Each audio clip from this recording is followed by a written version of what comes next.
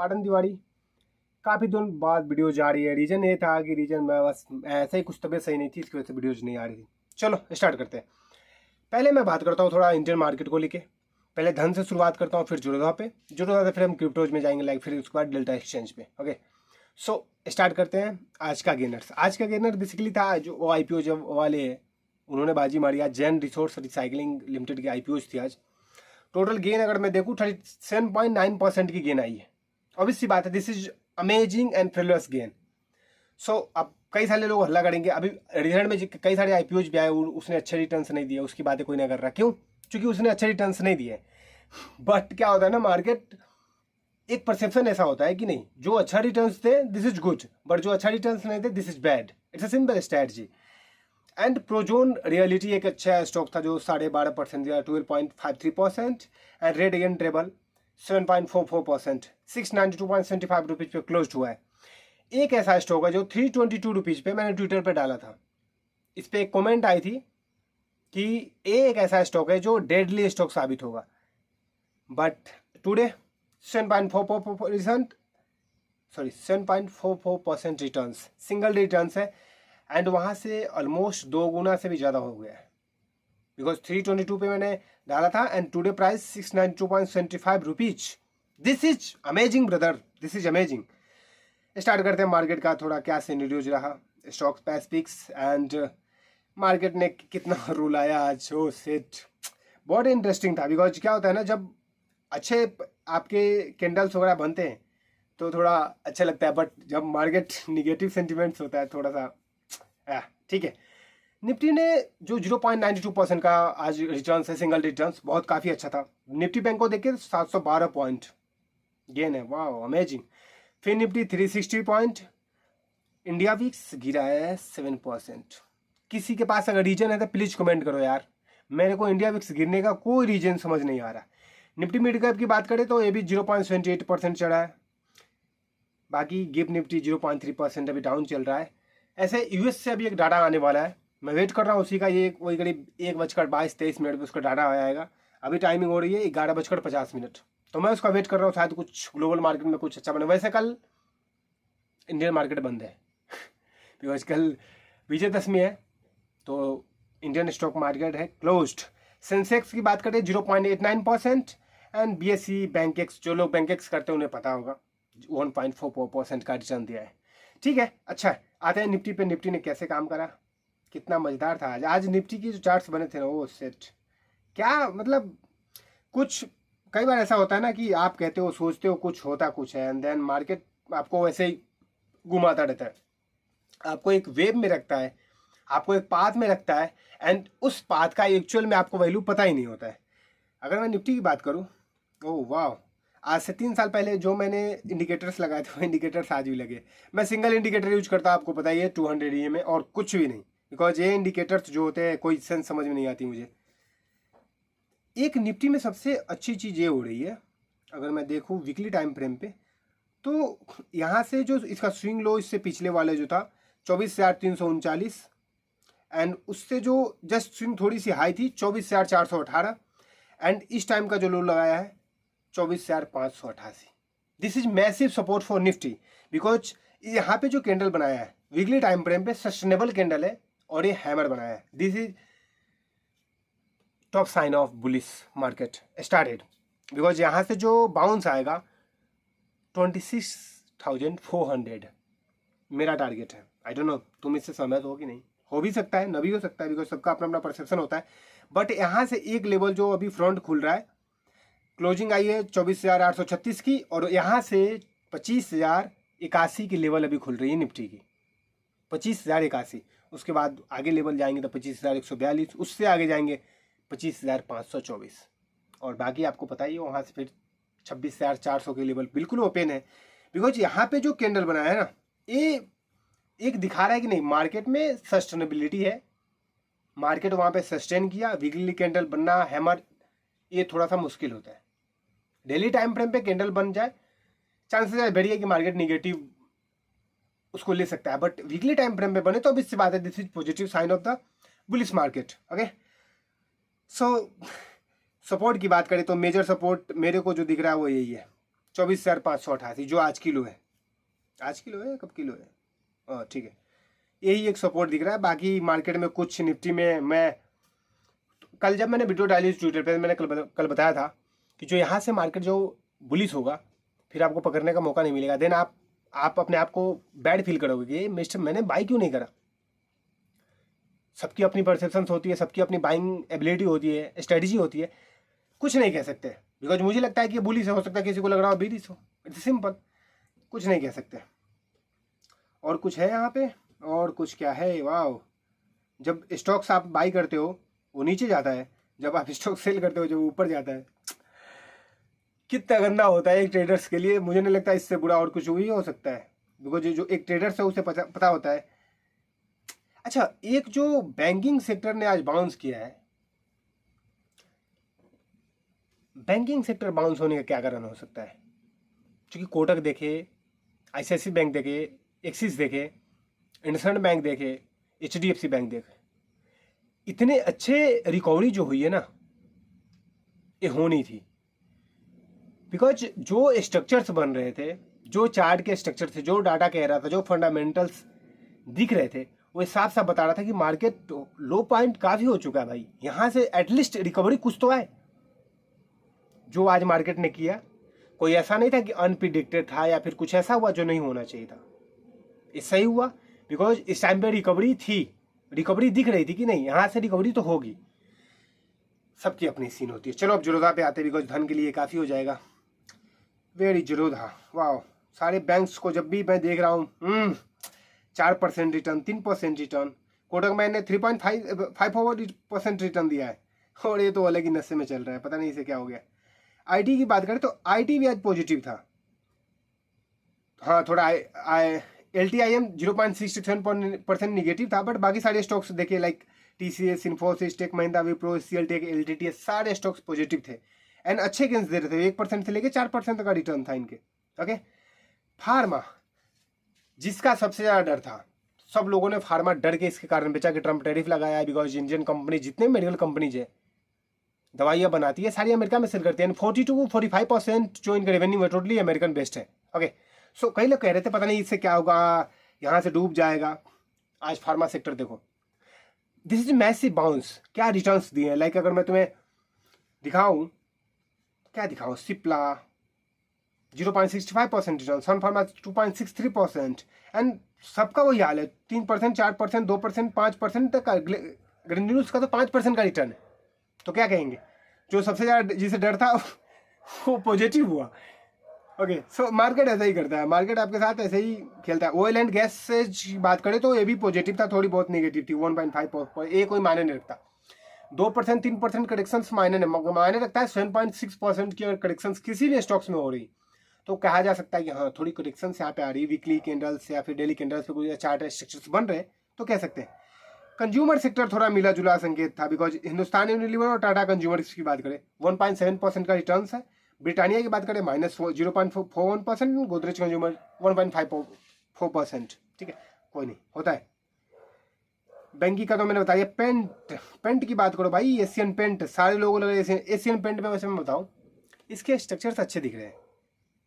अब पता नहीं बाई करो या सेल करो तो तुम पे डिपेंड करता है, बट इसके स्ट्रक्चर्स मेरे को थोड़ा सही लग रहे हैं। ओके, बाकी और कंपनी जैसे बर्जर पेंट वगैरह देखे 3% का रिटर्न दिए। हीरो मोटोकॉर्प को सारे लोग पता नहीं कहाँ चढ़ा दिया है भाई, ये आज गिर गया 0.73%। अब ये तो भाई टीवी वाले बताएंगे, मुझे नहीं पता। वैसे कुछ स्टॉक्स भागे, लाइक टाटा मोटर्स को देखो 6% का रिटर्न है, सिंगल डे रिटर्न है। ओके, स्टील की बात करें, स्टील भी ठीक था, बिकॉज स्टील के भी रिटर्न अच्छे रहे, बस NMDC थोड़ा सा गिरा 0.25%, तो इसका कोई मतलब थोड़ी ना होता है। पावर सेक्टर ठीक है, बहुत अच्छा। मोस्ट अंडररेटेड इस समय जो सबसे ज़्यादा स्टॉक था वो था डिफेंस। डिफेंस सबसे अंडररेटेड स्टॉक था इस टाइम पे।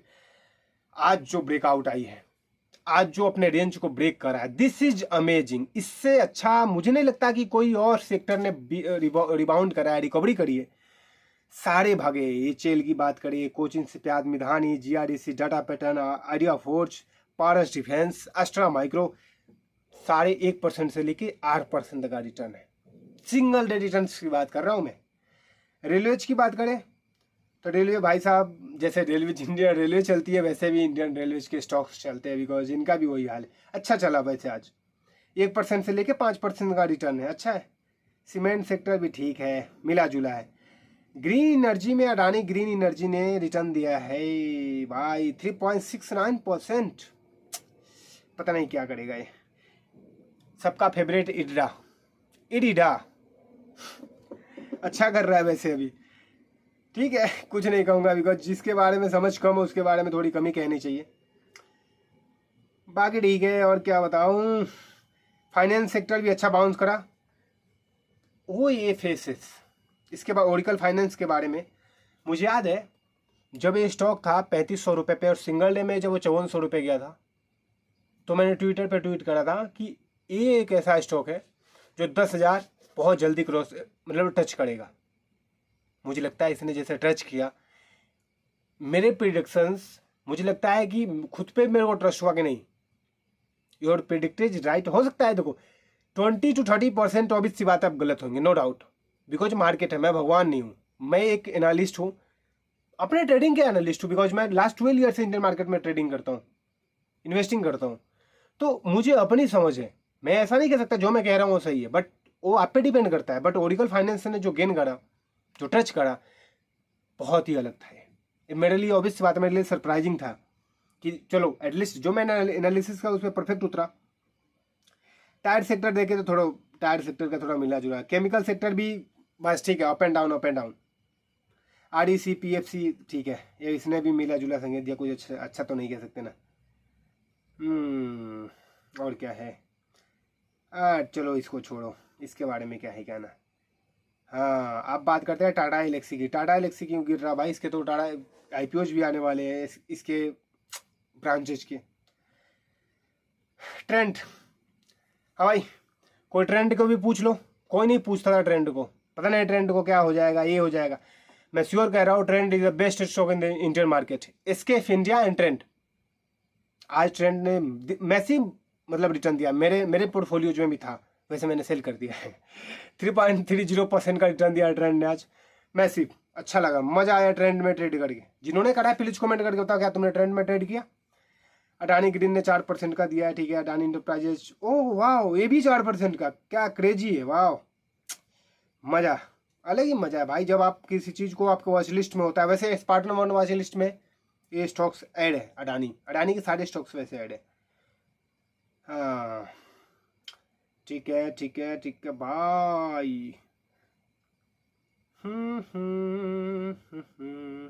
TGL पैक, एक स्टॉक थोड़ा मैं एनालिसिस करके आपको बता रहा हूँ, मेरे को इसमें कुछ दिख रहा है। अगर मैं बात करूँ TCPL पैक, ये स्टॉक मेरे को थोड़ा सा सपोर्ट लेता हुआ दिख रहा है, पता नहीं क्या होगा, बट जो भी होगा अच्छा होगा, बिकॉज ये स्टॉक बहुत अच्छा दिख रहा है। इसके स्ट्रक्चर से बहुत अच्छे बने। क्या कैंडल बनाया है आज, इन्वर्टेड हैमर कैंडल बनाया है। इसको जस्ट तुम अगर ना हैमर को उल्टा बना दो तो वही कैंडल बनी है। TCPL पैक एक बार चेकआउट करना प्लीज, देखना इसमें क्या कुछ दिख रहा है तुम्हें, और क्या है, और कुछ है इसमें। ठीक है ठीक है, गुड। एसकेएफ इंडिया, वाह, 1.07% का रिटर्न। क्रेडिट एक्सेस जर्मन, इसके बारे में क्या बताऊँ। क्रेडिट एक्सेस जर्मन जो स्टॉक्स है, जब ये आई थिंक 900 रुपये पे था, तो मैं ट्विटर पे किसी ने डाल रखा था, इंडियन इकोनॉमी बेशक कितनी भी ऊपर चले जाएगा, क्रेडिट एक्सेस ऊपर नहीं जाएगा, जस्ट नीचे जाएगा। 900 रुपये से क्रेडिट एक्सेस जर्मन आज दिया है 3.52% का रिटर्न, और मेरे इसमें पोजीशंस पड़े हैं MDF में, ठीक है। 3.52% का रिटर्न दिया है, और पता है स्टॉक की प्राइस क्या हो गई आज, 1480 रुपये, सॉरी 1480 पैसे। और ये वही स्टॉक है जिससे 900 रुपये पे टीवी वाले सारे के सारे लोग कह रहे थे भाई ये बर्बाद हो गया, ये स्टॉक कुछ नहीं कर, अब तो समझो ये नीचे ही जाने वाला है। देखो analysis perfect, returns perfect, okay. Spartan one was list में मैंने आज कुछ स्टॉक्स ऐड किया है। जय बालाजी इंडस्ट्रीज है, सम्मान कैपिटल है, BSSL है, सोना कॉमस्टार, STYL, रेमंड के बारे में तो तुम्हें सब पता ही, Stanley lifestyle, ADL and MosChip, ये स्पार्टन वॉच लिस्ट में आज मैंने ऐड किया है। ये कोई बाइंग सेलिंग रिकमेंड नहीं होती है, ये वो स्टॉक्स होती है जो पूरे दिन मार्केट में अच्छी वॉल्यूम होती है एंड एक structures, fundamental, business growth, swing trading के लिए परफेक्ट बैठता है, वो स्पार्टन वॉच लिस्ट में मैं ऐड करता हूँ। अगर मैं इतना ही अगर अच्छा मतलब स्टॉक चूजिंग होता था कि आज तो मैं मिलियनर होना चाहिए ना, फिर मुझे अच्छे पैसे वाले होने चाहिए, बट नहीं हूँ ना, इसका मतलब ये है कि हो सकता है मैं अच्छा नहीं हूँ। ये मेरी अपनी समझ है जो मैं आपके साथ शेयर कर रहा हूँ। Okay, this is not buying selling recommend stocks and other, only for analysis purpose, only for educational purpose. तो आप इसी पर्पज से लो, आप इसे सीखो कि भाई मैं इसे क्या सीख सकता हूँ। जो मैं बोल रहा हूँ, जिस स्टॉक्स का मैं नाम ले रहा हूँ, जाओ उस पर एनालिसिस करो। ये नहीं कि मैंने बोल दिया है बाइंग सेलिंग करना शुरू कर दो, इसका कोई सेंस नहीं बनता है, बिकॉज इससे आप सीखोगे कुछ नहीं और इससे नुकसान आपका होने वाला है। हो सकता है मैंने गलत बताया है, तो ऐसा भी तो हो सकता है ना। तो ऐसा गलती मत करो। कुछ भी इस पूरे फाइनेंशियल मार्केट में कुछ भी करने से पहले अपने पैसे को इंपॉर्टेंस दो।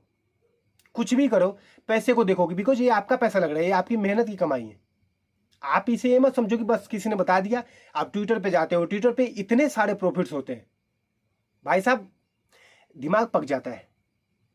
अगर इतने सारे प्रॉफिटेबल ट्रेडर अगर ट्विटर पे बैठे हैं स्टॉक मार्केट में, तो सेबी का जो डाटा है 91.2% जो ट्रेडर्स वो लॉस करते हैं, अबे पागल है। इतनी समझ तो आपकी भी है। तो आप ऐसा करें प्लीज, किसी की बातों में ना आए। फाइनेंशियल मार्केट में सब कुछ अनप्रिडिक्टेड होता है।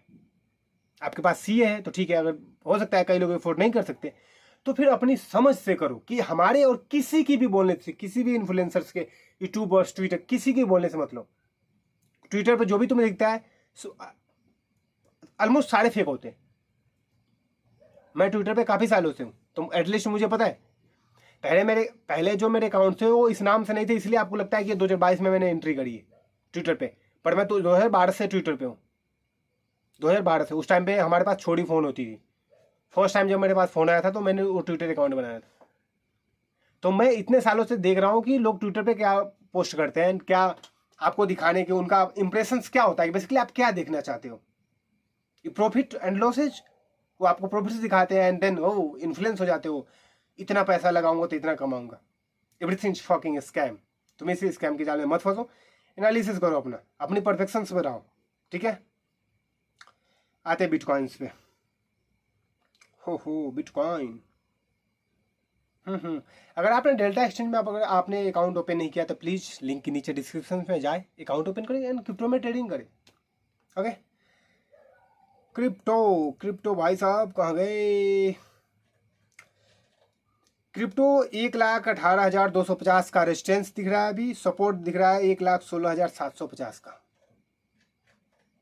देख लो क्या हो सकता है, बिकॉज ये दोनों लेवल्स तोड़ेगा उसके बाद ही मैं कुछ कह सकता हूँ।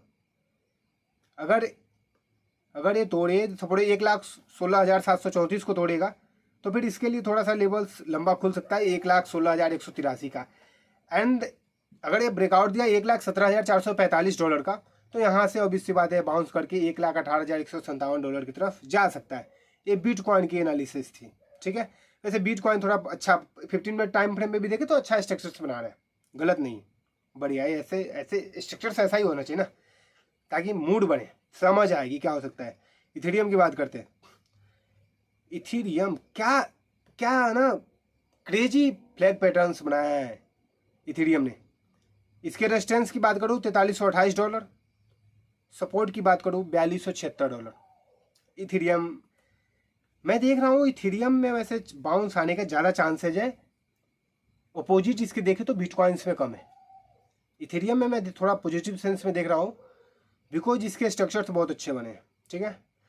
अब बात करते हैं, थोड़ा कहाँ गया, सोलोना भाई सबका फेवरेट है सबका फेवरेट है। सोलोना गया सपोर्ट देके $217, उससे भी नीचे आए $216। रेजिस्टेंस की बात करें $220, यही रेजिस्टेंस है, बिकॉज इसे तोड़ेगा तो यहाँ से अच्छी बाउंस मिल सकती है, अगर इसे ब्रेक डाउन करे तो यहाँ से अच्छी फॉल मिल सकती है। और बात करते हैं XRP की XRP को कोई कभी नहीं भुला पाएगा, बिकॉज XRP ने जो रिटर्न्स दिए ना, तो लोगों को लगता है पता नहीं क्या है।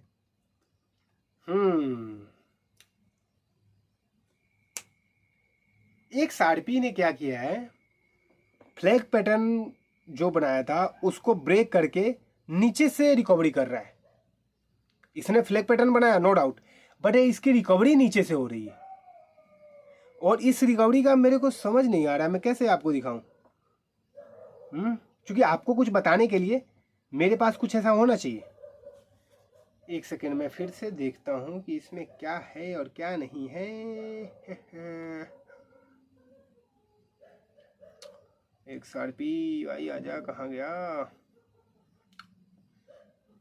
हा हा हा हा हा, हम चले आए तू ना आया तो हम। और नए नए क्रिप्टो भी अच्छे रिटर्न्स दे रहे हैं। लाइक अगर जोड़ा यूएसडी की बात करें, बायो यूएसडी की बात करें, ये सारे नए जो क्रिप्टो जो आए हैं 23%, 24% का रिटर्न है सिंगल डे में। मैसिव। इथेरियम तो आज 5% बाउंस किया है, बिटकॉइन के तो 3.3% बाउंस किया है।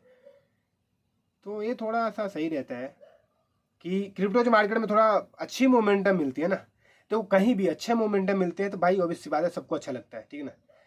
अगर अच्छे मतलब नहीं मिलते हैं, XRP, वेयर इज XRP, हाँ आजा भाई आजा। XRP का बहुत मैं फेवरेट है मेरा ये। XRP फ्लैग पैटर्न्स बनाया है नो डाउट, उसे ब्रेक करा है, थोड़ी सी ब्रेक करा है, बट वहां से रिकवरिंग कर रहा है। ओके, इसके सपोर्ट से अभी करंट प्राइस है 2.9386। ओके, इसके मेजर जो सपोर्ट होगा 29183, उससे मेजर सपोर्ट होगा 28792। ओके, रेजिस्टेंस की बात करें तो एक ही मेजर रेजिस्टेंस वही दिख रहा है 29578। इसके बाद खुला ऑप्शन है, बिकॉज यहाँ से ब्रेकआउट होगा या ब्रेकडाउन होगा। It's a simple strategy. तो मैं सारे क्रिप्टोज में अभी भी मैं करेक्शंस तो नहीं देख रहा हूँ। आए भी तो छोटी मोटी करेक्शंस आ सकती है, बट यहाँ से रिकवरी के चांसेस ज़्यादा है सारे क्रिप्टोज में। ओके, सो क्रिप्टोज को तुम थोड़ा सा प्लीज़, मैं कोशिश करूंगा कि आप इसे अच्छे से देखें। मेरा ये उम्मीद होगा कि आप थोड़ा क्रिप्टोज में देखें क्या हो सकता है। ओ सारे क्रिप्टोज देखे, अच्छे रिटर्न्स दे रहे हैं सारे। लाइक सीबू कॉइन्स देखे, LTC देखे, BNB देखे, XRP तो ठीक है, BCH USD, AVX USD, सारे के रिटर्न्स अच्छे। 2% से लेके 9% तक का रिटर्न है सिंगल डे, और मुझे लगता है इतना रिटर्न काफ़ी है। चलो ठीक है, सबका अपना अपना सीन होता है। एंड टाइम भी हो गए, बिकॉज जब 12:44 हो रहे हैं। बिकॉज सिर्फ वीडियो रिकॉर्ड करना ऐसा टॉप नहीं है, आपके लिए ये नॉलेजेबल पर्पज लाना।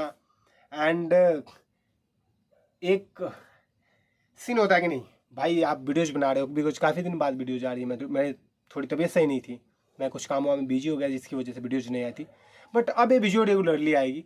रेगुलरली अगर ना भी आए तो वीक में एटलीस्ट 2-3 वीडियोज तो जरूर आएगी। ओके, सो आप अगर एक्चुअल मार्केट में हो तो ऑब्वियसली बात है वीडियोज कम बनती है, बट अगर कोई कम मार्केट में होता है उसके बाद काफ़ी टाइम होता है, लाइक कौन ट्वीट करो, वीडियोज डालो, अपने पास जितनी भी समझ होती है मैं कोशिश करता हूँ कि आपको अपडेट करूँ।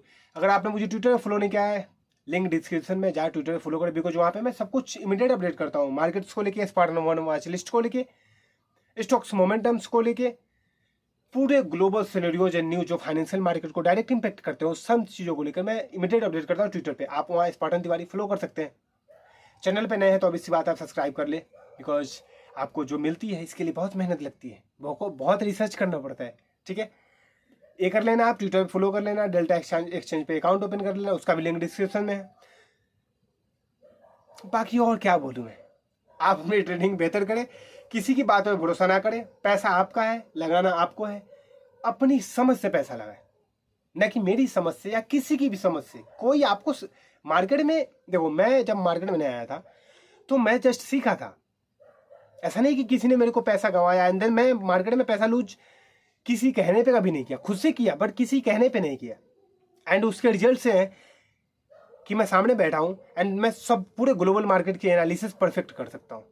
मुझे किसी से किसी जानने की जरूरत नहीं, मेरे को कोई सॉफ्टवेयर भी नहीं चाहिए।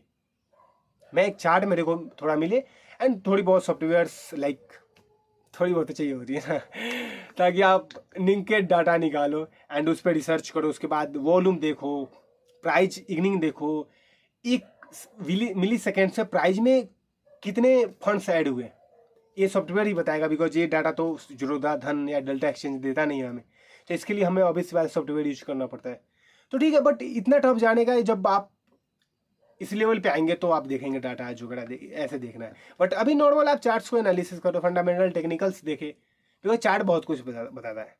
मैं चार्ट्स कई बार होता है साल में 1-2 बार फेल होते हैं, but most of the time ये अच्छे डिसीजंस देते हैं एंड अच्छे प्रिडिक्शंस आपके राइट बैठते हैं। ओके, सो रात हो चुकी है, good night, take care, videos पूरे देखना, थैंक यू सो मच।